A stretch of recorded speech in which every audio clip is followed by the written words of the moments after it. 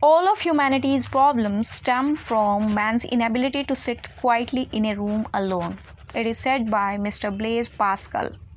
इसका मतलब है कि हमारी ज़िंदगी में जितनी भी प्रॉब्लम्स हैं उनकी जड़ इतनी सी है कि हम कभी भी शांत बैठकर किसी भी रूम में अकेले शांत नहीं बैठ सकते हैं, जिससे कि हम कुछ सोच सकें या हमारी ज़िंदगी में जो हो रहा है उसके बारे में सोच सकें या कोई प्रॉब्लम का सल्यूशन निकाल सकें।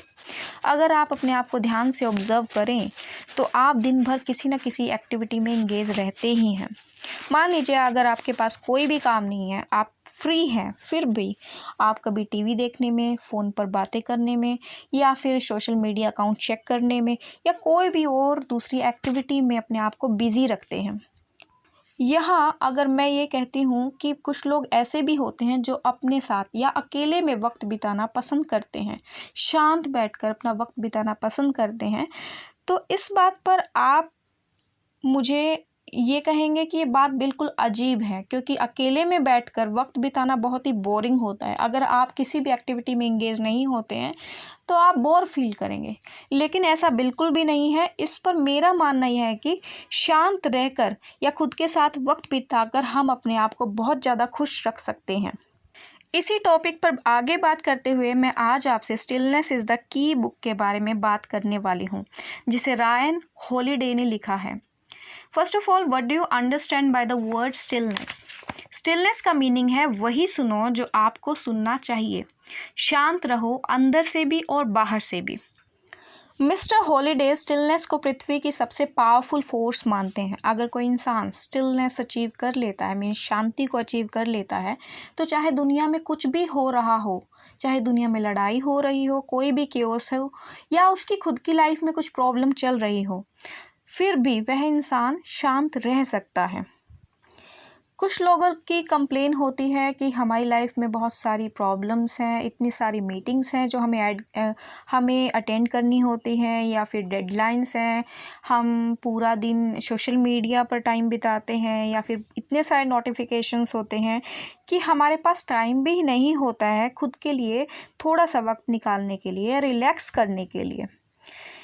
इस तरीके से हम पूरा दिन इंगेज रहते हैं, या फिर हम ये कह सकते हैं कि ये सभी चीज़ें हमें डिस्ट्रैक्ट भी करती हैं।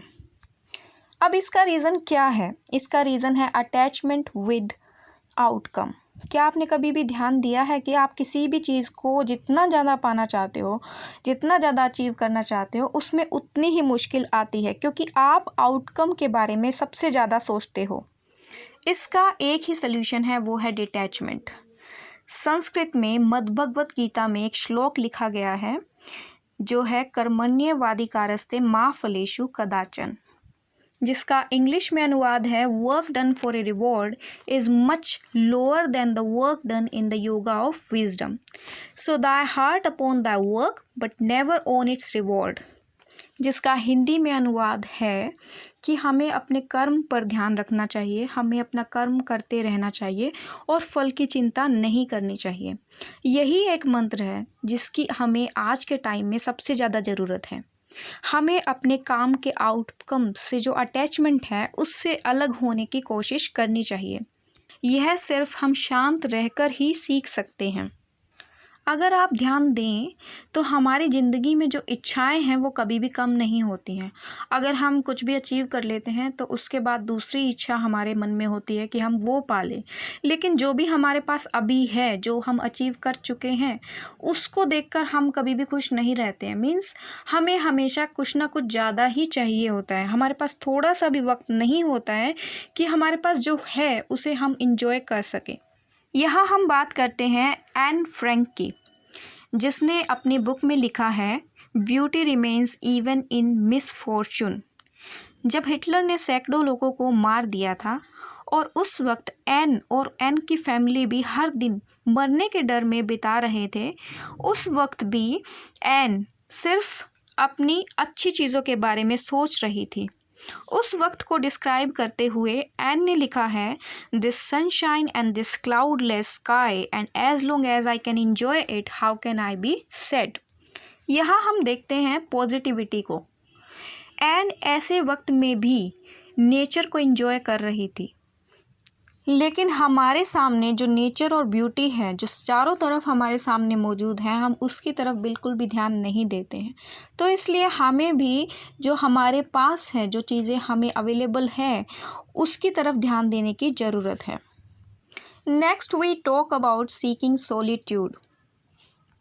लियोनार्डो दा विंची की लिखी एक स्टोरी जिससे रिलेट करते हुए हॉलिडे हमें बताते हैं कि एक स्टोन था जो कि एक बिजी रोड के पास फूलों से घिरा हुआ था और वो बिल्कुल शांति से रह रहा था। एक दिन वो अपने आप से पूछता है कि मैं इन फूलों के साथ क्या कर रहा हूँ, मुझे मेरे साथी स्टोन्स के साथ रहना चाहिए। स्टोन लुढ़कते हुए हिल के पास वाले पत्थरों के पास रहने के लिए चला जाता है, लेकिन थोड़े ही वक्त के बाद उसे लगता है कि जिस घर में वो रहने आया है अब, वो उतना भी अच्छा नहीं था। उसने जो सोचा था वो वैसा नहीं था। उस पर कभी घोड़े दौड़ते थे, कभी वो धूल से सन जाता था और उस वक्त वो फिर से अपनी शांत जगह के बारे में सोचता है कि वो फिर से वापस वहीं चला जाए। ऐसा ही उन लोगों के साथ होता है जो अपनी सॉलिटरी लाइफ को छोड़ देते हैं और शहरों में जाकर बस जाते हैं। इसका ये बिल्कुल भी मतलब नहीं है कि आपको बिल्कुल कंप्लीट सॉलिट्यूड में चले जाना चाहिए, लेकिन आपको दिन भर में moments of solitude, moments of silence ज़रूर होने चाहिए। आपको थोड़े वक्त शांत रहकर देखना चाहिए, शांत अकेले रूम में बैठकर देखना चाहिए। यही वो मोमेंट्स होते हैं जब आपकी थॉट्स में क्लैरिटी आती है, आप अपने आप को समझ पाते हैं और आप अपने ही डीप मीनिंग को डिस्कवर कर पाते हैं कि आप क्या कर रहे हैं अपनी लाइफ में और आप क्या अचीव करना चाहते हो। ये सब आप अकेले में बैठकर सोच पाते हैं। Holiday says you have to disconnect in order to connect with your self. Means आपकी लाइफ चाहे कितनी भी बिजी क्यों ना हो, आपको कुछ वक्त अकेले में ज़रूर बिताना चाहिए।